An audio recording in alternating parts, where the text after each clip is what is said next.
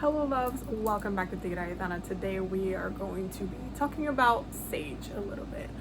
This is a question that I got in one of my other videos from the user named Brown Skin, and they asked me what is the difference between black sage and the other sage, which I'm assuming they meant white sage, which is probably the most popular version of sage that is used today. So that's what we're going to be talking about today, the differences between the two and a little bit of the history. I wrote down all my notes down, so that's where I'm going to be reading from. But sage is native. It is considered sacred native medicine. It is native to the southwest of the Americas and northwest of Mexico. So there are specific tribes that actually use sage, specifically white sage, for ceremony and for different things.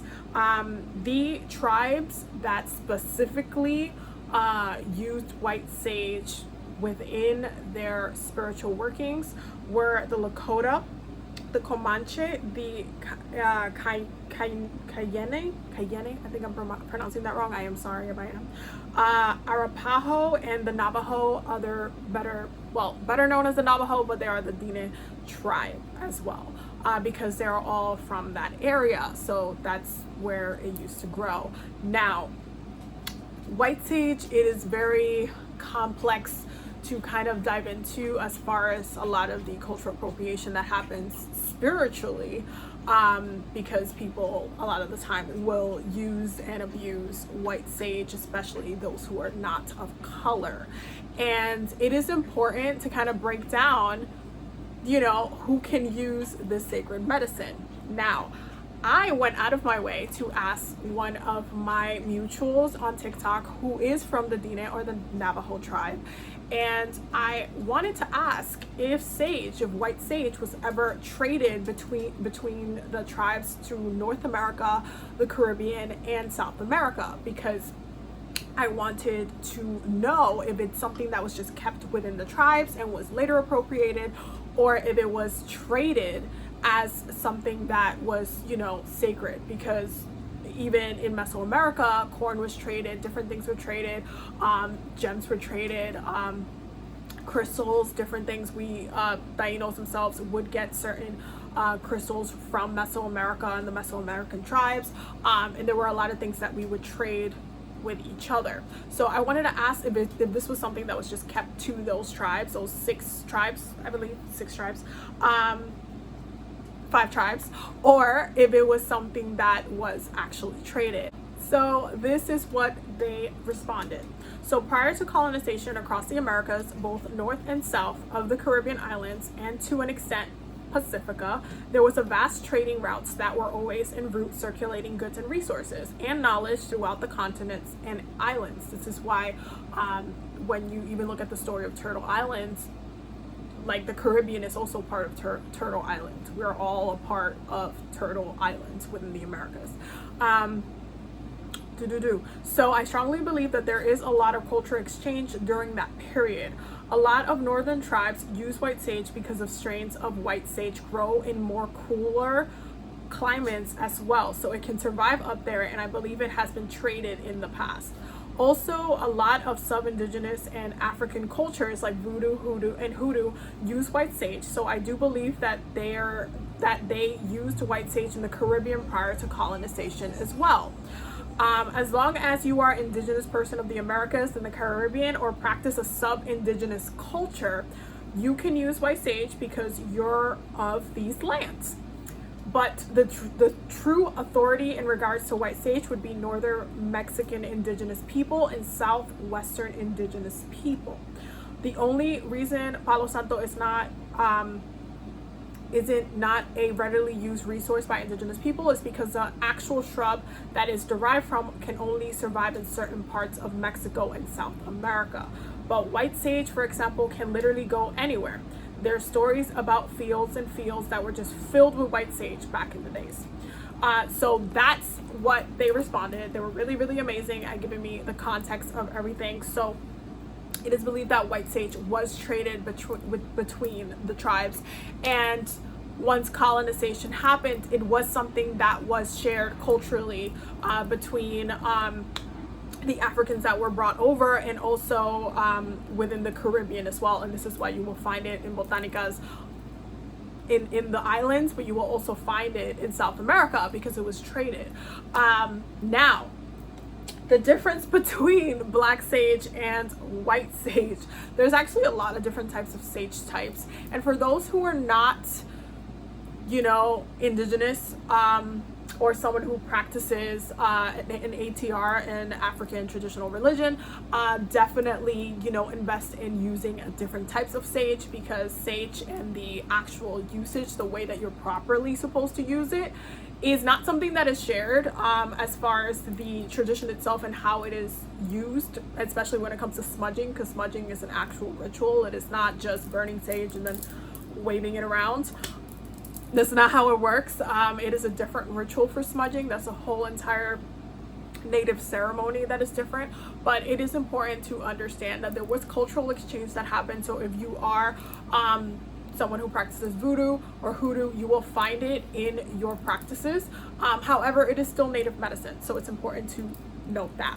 Now, the difference between white sage and black sage is that black sage is actually mugwort. Okay, that is just also called black sage. But if you know anything about mugwort, mugwort is amazing for psychic development, and when it comes to dream work, when it comes to developing yourself spiritually, amazing. Mugwort is amazing for that. When it comes to the properties between the two, white sage is a little bit differently, because a lot of the ways that you can use white sage, as well as in regards to native medicine, is very sacred to natives, and they do not share those types of practices with, or like even the different ways you can use it with everybody, because it is sacred medicine. It's part of their tribal spiritual medicine. The other thing that Michael wanted me to note is that it is important to remember that, you know, white sage is over harvested, and that if you're not getting it from a native source or anything like that, it is to the point where it's becoming, you know, just way over harvested. And if we continue to just exploit it, it's just going to run out at some point. It's really important that we do not take, you know, especially if you're not someone who is melanated, who is, you know, who has indigenous ancestry, or who is someone, you know, of color that practices these things, then definitely look at, you know, within your own ancestry and your own ancestors, what was used in your respective areas. I know it, depending on what we're looking at, frankincense, especially in different parts of Africa, frankincense was actually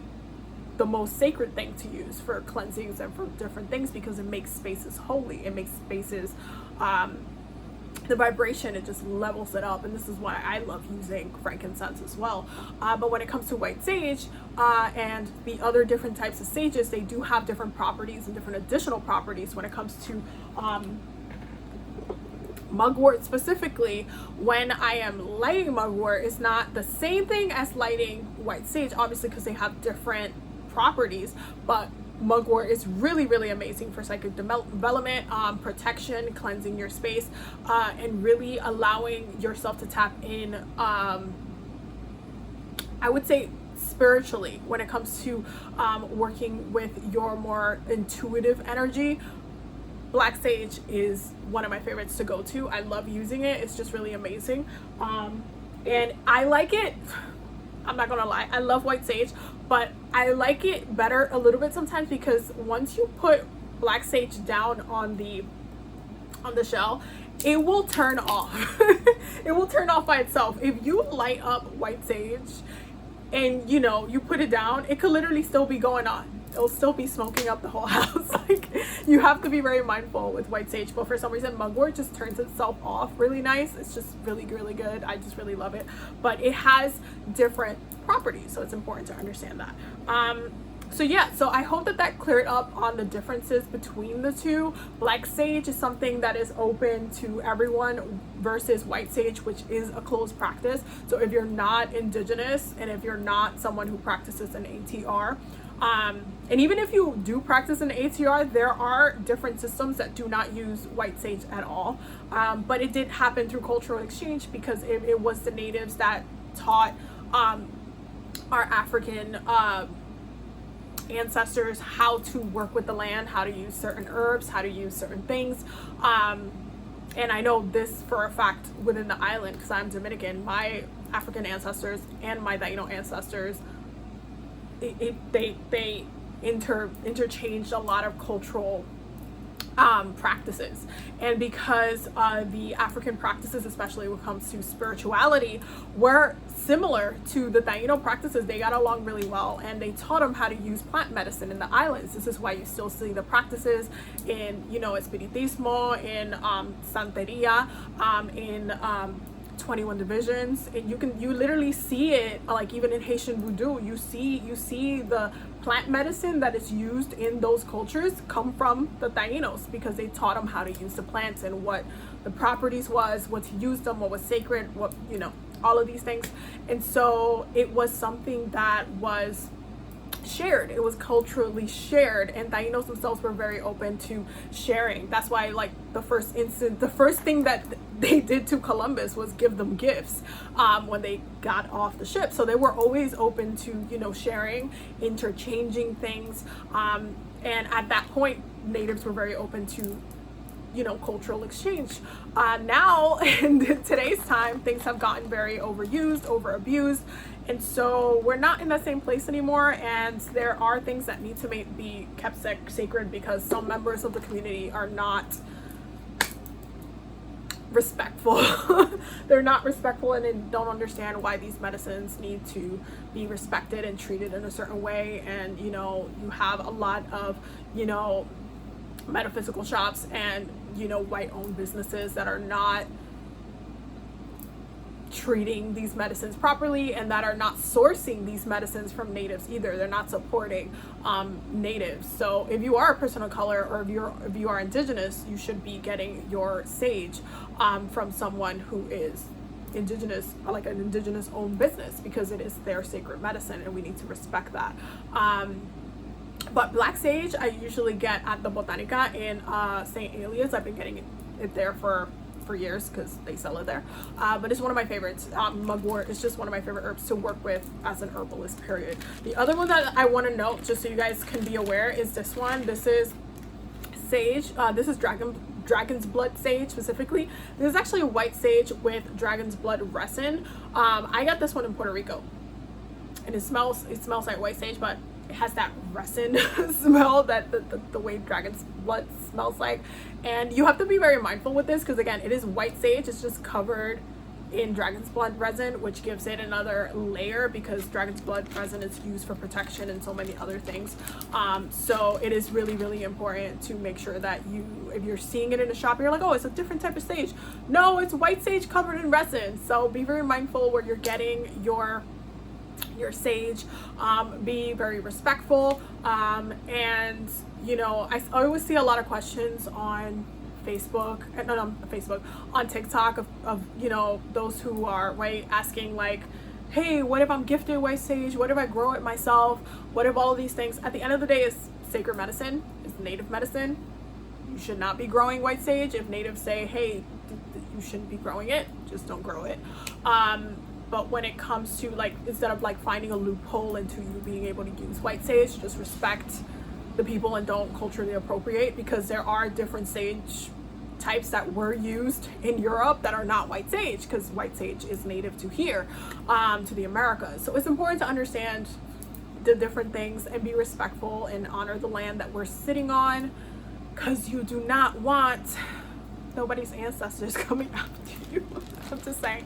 But yeah, if you do practice hoodoo, and if you do practice voodoo, or if you do practice ATRs, you might see it being used at certain times. But it was actually something that was traded through back in the day with the different tribes, and this is why, you know, the medicine, like even the northern tribes use it today. There is that cultural exchange. So it comes down to, if you're not native, you don't practice these things, just don't use it. But there are alternatives that you can use, like black sage. black sage, perfectly fine to use. And it has additional properties as well, and it's just, I'm just saying, it's amazing. But just be mindful with the dragon's blood sage, because you can literally trick yourself into buying something that might not be the best thing. So yeah, I hope that answered, you know, that question, and that now, you know, you're good on knowing what the difference is. There are some property differences, so you just have to pay attention, because not all types of sage do the exact same thing.